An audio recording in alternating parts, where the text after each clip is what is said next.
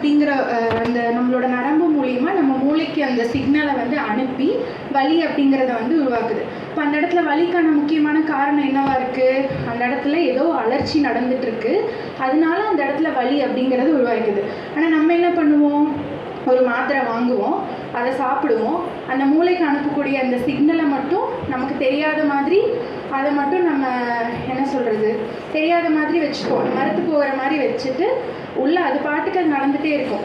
நம்ம பாட்டுக்கு அந்த மரத்து போக வச்சுட்டு நம்ம பாட்டுக்கு நம்ம அதை கண்டுக்காமல் அந்த வேலையை வந்து பண்ணிகிட்ருப்போம். ஸோ இப்போ நம்ம உடம்புக்கு வந்து அலர்ச்சிங்கிறது நல்லதா கெட்டதா அப்படிங்கிற ஒரு சந்தேகம் வந்து உங்களுக்குள்ளே இருக்கும் இல்லையா? ஏன்னா உடம்பு வந்து அது வெளியேற்றுறதுக்காக தான் அது அந்த விஷயம் பண்ணுது அப்படிங்கிறதப்போ அது நல்லது தானே. அப்போ ஏன் வந்து அது நம்ம கெட்டது வலி கொண்டு வரும்? வலியே நல்லதா கெட்டதா அப்படிங்கிற சந்தேகம் எல்லாமே நம்மளுக்கு வந்து இருக்கும். இப்போ அலர்ச்சிங்கிறது நல்லது தான். எப்போ அப்படின்னா ஒரு குறுகிய காலம் வரைக்கும் அது இருக்குது.